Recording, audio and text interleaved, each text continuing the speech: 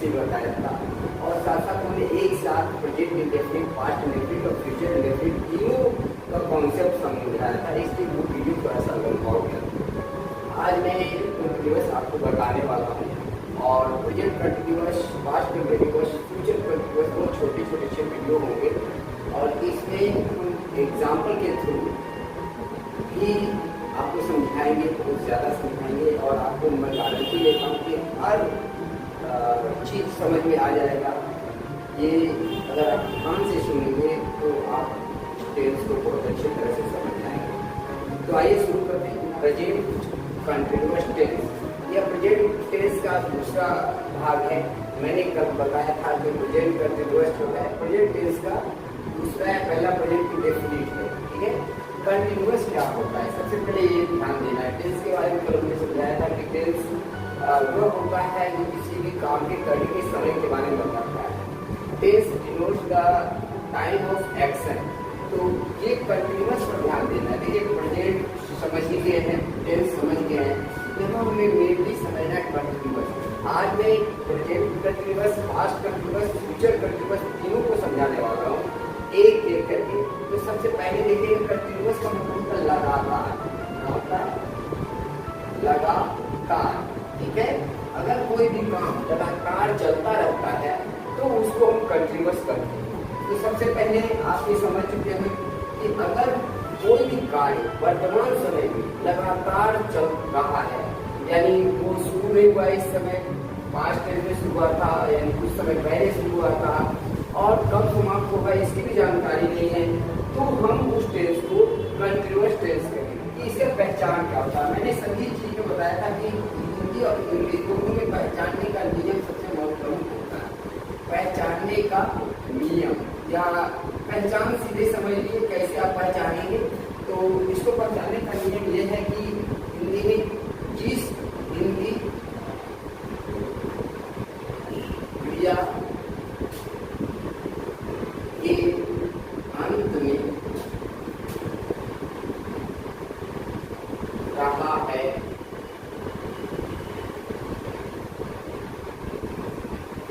वही है, रहे हैं,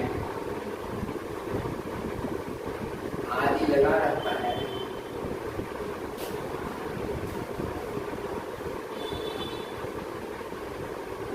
उसे हम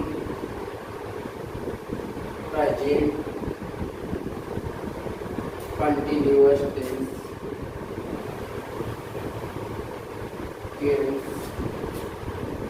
समझते हैं।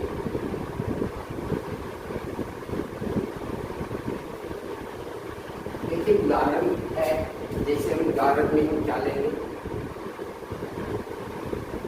वह है, जा रहा है, ठीक है। तुम किताब पढ़ रहे हो। तो यहाँ पर क्या है, रहा है, यहाँ पर क्या है, रहे हो। तो ये दोनों जो है ये इंगित कर रहा है कि क्रिया जो है घर जाने का काम, यानी अभी वो जाना शुरू नहीं किया, पहले जाना शुरू किया, जाने का काम जारी है। इसी प्रकार किताब पढ़ने का काम वो अभी शुरू नहीं किया था, कुछ समय पहले शुरू किया था, और वो काम खत्म भी नहीं हुआ, वो चल रहा है, यानी लगातार वो काम जारी है जाने का या पढ़ने का। तो इसको हम क्या कहेंगे, प्रेजेंट कंटिन्यूअस टेंस कहेंगे। समझने में कोई प्रॉब्लम नहीं आएगा। और आइए हम स्ट्रक्चर देखते हैं। आप इस स्ट्रक्चर के माध्यम से इंग्लिश में भी फॉर्म समझ सकते हैं कि कंटिन्यूअस टेंस क्या होता है, ठीक है। अब यहाँ पर देखिए क्या है, इससे सबसे पहले सब्जेक्ट आता है, क्या आता है, सब्जेक्ट आता है। सब्जेक्ट के बाद इसमें हेल्पिंग वर्ब इज, एम और आर, ठीक है। उसके बाद वर्ब का फुल फॉर्म आता है, फिर ऑब्जेक्ट आता है, ठीक है। अब यहाँ ध्यान देना है कि इज कहाँ लगेगा, एम कहाँ लगेगा, आर कहाँ लगेगा, सिर्फ इतना ध्यान देना है। वर्ब फोर का मतलब क्या होता है, वर्ब वन प्लस आईएनजी का जो फॉर्म रहता है, इसी को हम वर्ब फोर करते हैं, ठीक है। इसमें कोई कंफ्यूजन नहीं है। कंफ्यूजन यहाँ भी नहीं है, क्योंकि आप शुरू से आपको पता है कि इज किसके साथ लगाते हैं, एम किसके साथ लगाते हैं। तो ध्यान दीजिएगा वही नियम यहाँ है, कोई नया नहीं है। आई के साथ हम एम लगाते हैं, डी के साथ हम आर लगाते हैं, यू के साथ भी हम क्या लगाते हैं, आर लगाते हैं, ठीक है। दे के साथ भी हम क्या लगाते हैं, आर लगाते हैं। प्लूरल नाउन, राम या राम एंड सोहन, दो आदमी का नाम आएगा तो भी हम यहाँ क्या लगाएंगे, आर लगाएंगे, ठीक है। इसके अलावे जितने भी वर्ड सब्जेक्ट हैं, चाहे ही, सी, ईट या सिमिलर नेम, राम, सोहन, कुछ भी हो, इन सब के बाद हम क्या लगाते हैं, इज लगाते हैं। यह इसका एक शॉर्ट समझ लीजिए। और शुरू से ही आप इस बात को पढ़ते आ रहे हैं। मैं एक लड़का हूँ, आई एम ए बॉय, तुम एक लड़के हो, यू आर अ बॉय, हम लोग लड़के हैं, वी आर बॉयज, वे लोग लड़के हैं, दे आर बॉयज। इस तरह के सेंटेंस आपने शुरू से बनाया है। तो मेरे ख्याल से वही चीज में है, कोई नया चीज इसे समझने में कोई प्रॉब्लम आपको बिल्कुल नहीं आएगा, क्योंकि ये बिगिनर्स जो है वो इन हेल्पिंग वर्ब का उपयोग करना जानते हैं, ठीक है। ईच और ये सब ये हेल्पिंग वर्ब कहलाता है। आपको पता है कि वर्ब जो दो तरह के होते हैं, एक हेल्पिंग या ऑक्सिलरी वर्ब होता है, एक प्रिंसिपल वर्ब होता है। तो उसके बारे में हम किसी और वीडियो में आपसे बात करेंगे। फिलहाल आप ये समझ गए होंगे कि में हम किन किन चीज़ों का यूज करेंगे। आप चाहें तो इसको लिख भी सकते हैं, ठीक है। और इसको हम इंट्रोगेटिव, निगेटिव सभी फॉर्म में आपको बताएंगे। आज कल शायद मैं नहीं बता पाया था, क्योंकि वीडियो लंबा हो रहा था। मैं कुछ इंडेफिनिट टेंस के, इंडेफिनिट टेंस का भी सभी फॉर्म में आपको ट्रांसलेशन बताऊंगा। तो सबसे पहले यहाँ ध्यान देने की बात है कि हम एग्जाम्पल लेते हैं, वह कर जा रहा है। तो यहाँ सब्जेक्ट क्या है, वह, ठीक है। सब्जेक्ट क्या है यहाँ पर, वह। तो वह का क्या होगा, ही। उसके बाद क्रिया क्या है, सब्जेक्ट के बाद हेल्पिंग वर्ब आएगा, रहा है, ये वाला। तो वह के साथ हमेशा हम क्या लगाते हैं, इज लगाते हैं। क्या लगाते हैं, इज लगाते हैं। और मेन क्रिया क्या है, एक्शन वर्ब क्या है, जाना। तो यहाँ जाना का क्या होता है, वो होता है, जानते हैं। और वर्ब फॉर्म, वर्ब वन में आईएनजी का फॉर्म लगता है, ठीक है, आईएनजी की फॉर्म। तो आप यहाँ पर आईएनजी के फॉर्म लगा दें, ही इज गोइंग, ठीक है। अगर इसके बाद ये जो है, ये घर, ये ऑब्जेक्ट है। तो यहाँ पर देखो, जब किसी और जाने की बात कहा जाता है तो हम प्रीपोजिशन टू का यूज करते हैं। तो यहाँ पर टू लगेगा, he is going to home, ठीक है। ये क्या है, असर्टिव सेंटेंस का या अफर्मेटिव सेंटेंस का उदाहरण है। अफर्मेटिव मतलब स्वीकारात्मक वाक्य जो होता है, ये अफर्मेटिव सेंटेंस है। हम आपको सभी तरह के सेंटेंस की बात करेंगे। दूसरा है, अगर हम इसको निगेटिव बनाते हैं, आता होता है तो नॉट लगाते हैं, सिर्फ वह घर नहीं जाता, वह घर। पहले स्ट्रक्चर बता दें, देखिए स्ट्रक्चर में पूछेंगे निगेटिव का स्ट्रक्चर क्या होगा।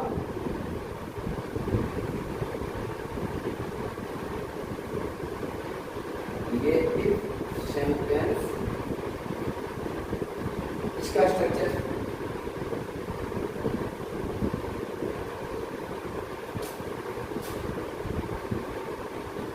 Subject plus is, am, are plus not plus verb food, फिर ऑब्जेक्ट। ये इसका फॉर्म होता है। अब इसमें हम क्या करेंगे, हो जाएगा ये he is not going to home, बस इतना ही करना।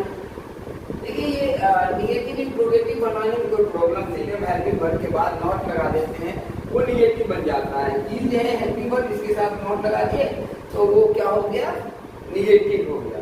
इंट्रोगेटिव में क्या इसका होता है, इंटेरोगेटिव।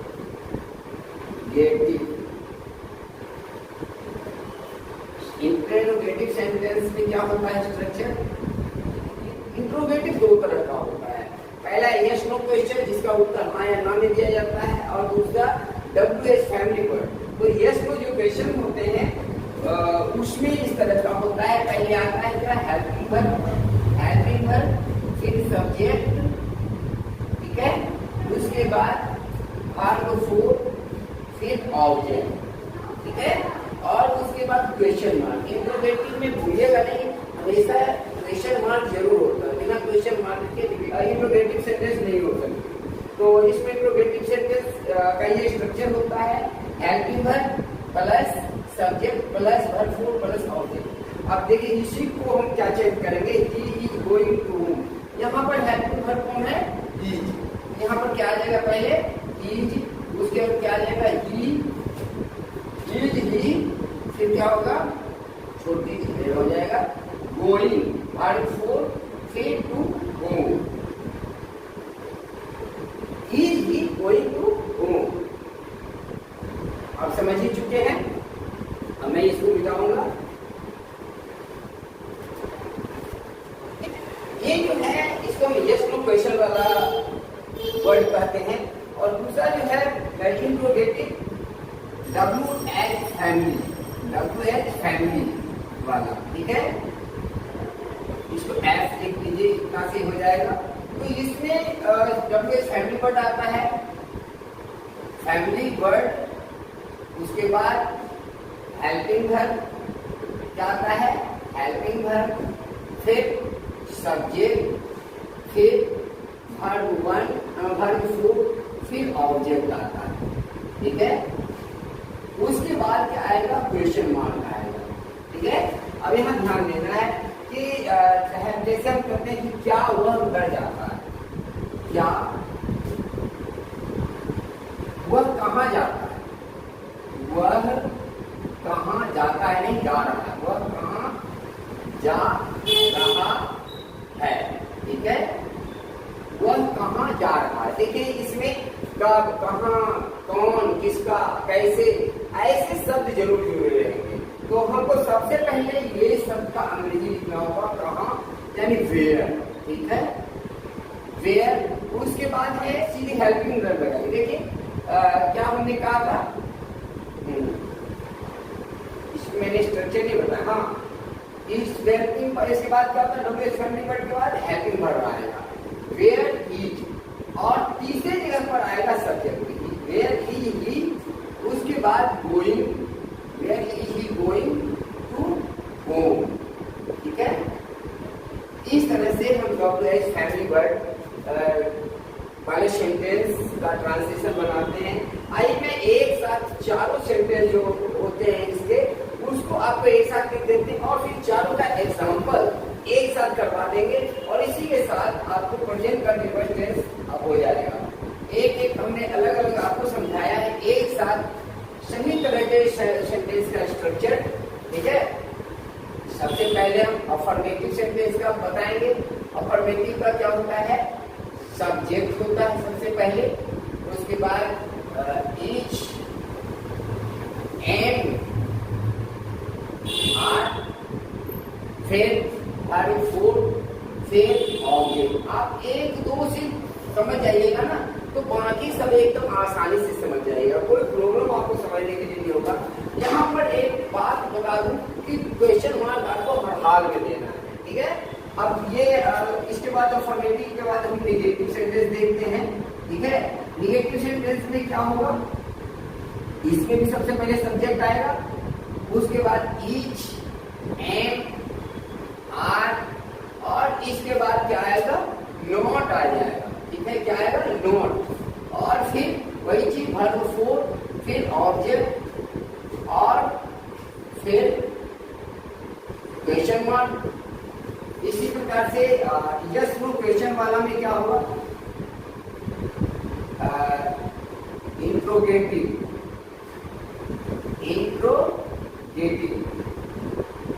INT से आप समझ जाएगा कि इंट्रोगेटिव होता है। अब यहाँ ध्यान दीजिएगा, इसमें क्या होता है, सबसे पहले आएगा हेल्पिंग वर्ब, क्या आएगा, हेल्पिंग वर्ब। हेल्पिंग वर्ब का मतलब सीधे समझिए, is, am, are, is, am, are, ये हेल्पिंग वर्ब है, ठीक है।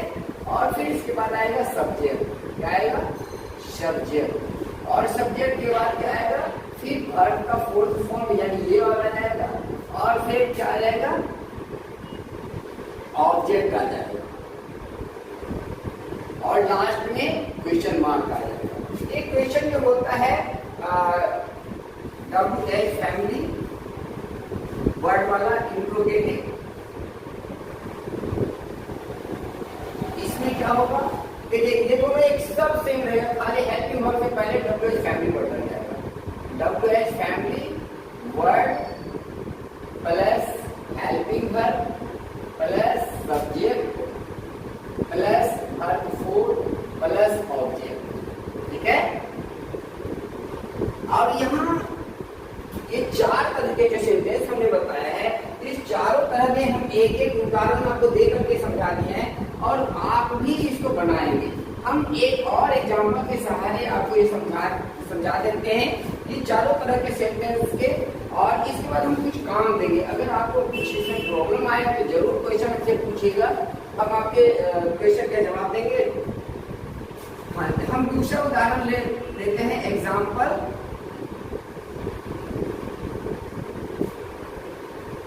वे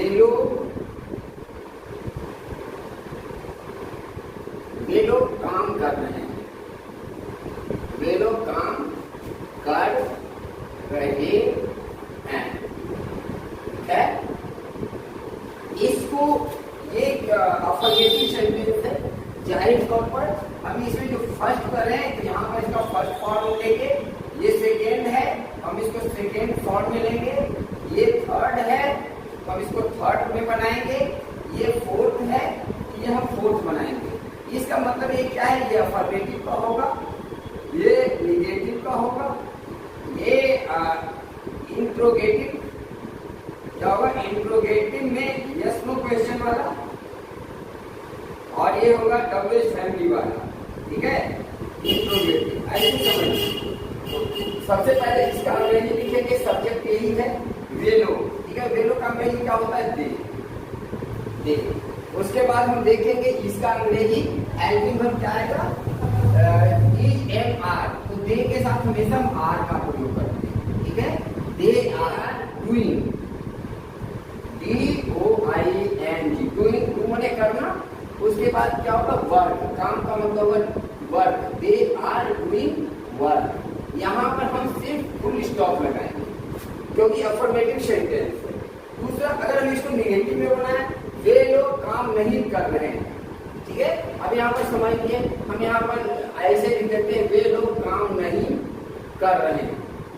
ठीक है, तो ये क्या हो जाएगा? निगेटिव हो जाएगा। जिस वाक्य में नहीं आता है वो निगेटिव हो जाता है। इसका हम क्या बनाएंगे? कुछ नहीं करेंगे, सिर्फ दे सेंटेंस रहेगा, आर आएगा, आर के बाद नॉट लगा देंगे, और कुछ नहीं, they are not doing work. ठीक है। तीसरा क्या होगा कि हम इसको इंट्रोगेटिव बनाते हैं, ये छोड़ देंगे, वे लोग से पहले हम लोग लिख देंगे क्या वे लोग काम कर रहे हैं? क्या। ठीक है, क्या वे लोग काम कर रहे हैं? ये प्रश्नवाचक बन गया। ठीक है, क्या वे लोग काम कर रहे हैं, ये क्या होने से प्रश्न आ गया। तो क्या हो जाएगा? हमने इंट्रोगेटिव में क्या लिखा था? ये में हेल्पिंग वर्ब, तो सबसे पहले आ जाएगा आर। देखिए, हमेशा फर्स्ट वर्ड कैपिटल होता है, इसको आप ध्यान में रखिएगा। आर, उसके बाद क्या आ जाएगा? Subject they. जब ये कैपिटल हुआ तो ये स्मॉल हो जाएगा, आर दे, बाकी सब कुछ वही रह जाएगा। Are they doing work. ठीक है, आर दे डूइंग वर्क हो गया। इसी प्रकार से अब हम जो चौथा बनाएंगे WH फैमिली वर्ड, तो इसमें हम क्या लगा करके काम नहीं कर सकते। इसमें हमको क्या होगा? सीधे ये करेंगे, लिखेंगे वे लोग क्या कर रहे हैं, काम भी हटा देना पड़ेगा क्योंकि आंसर वही होता है, वे लोग क्या कर रहे हैं। तो यहाँ हम क्या होगा? क्या का अंग्रेजी सबसे पहले आपको लिखना होगा, what are they doing, what are they doing. यहाँ फुल यहाँ पर क्वेश्चन मार्क अभी आप जरूर देंगे। ये WH फैमिली वर्ड हो गया, हेल्पिंग वर्ब हो गया, और ये सब्जेक्ट हो गया, ये वर्ब फोर्थ। इसमें काम नहीं आ रहा है क्योंकि हम वही पूछ रहे हैं। तो इस तरह से आप प्रेजेंट कंटिन्यूअस टेंस का ट्रांसलेशन बना सकते हैं। प्रेजेंट कंटिन्यूअस टेंस का मतलब यही हुआ कि अगर कोई काम वर्तमान समय में जारी है तो प्रेजेंट कंटिन्यूअस टेंस होता है। इसे आप अपनी कॉपी में उतार लीजिए, ज्यादा बेहतर रहेगा। और फिर आपको ट्रांसलेशन देंगे, अगर आप उसे बना सकते हैं तो बनाइएगा, अच्छा रहेगा। तो आइए सबसे पहले कुछ हम होमवर्क दे देते हैं और फिर मैं प्रेजेंट के बाद पास्ट कंटिन्यूअस टेंस का को आपको बताएंगे नेक्स्ट वीडियो, ठीक है।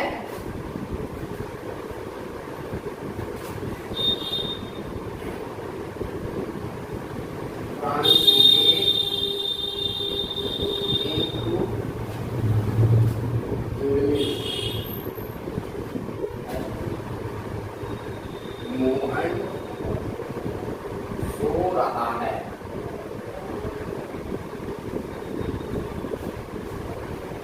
दूसरा, तुम्हारी गाय घास नहीं खा रही है, नहीं खा रही है। तीसरा, क्या वे लोग फुटबॉल खेल रहे हैं, खेल रहे हैं। चौथा,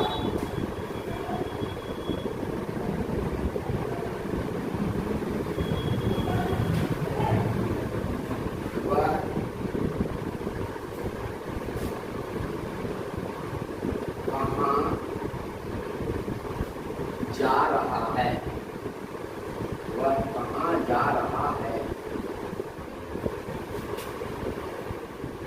कौन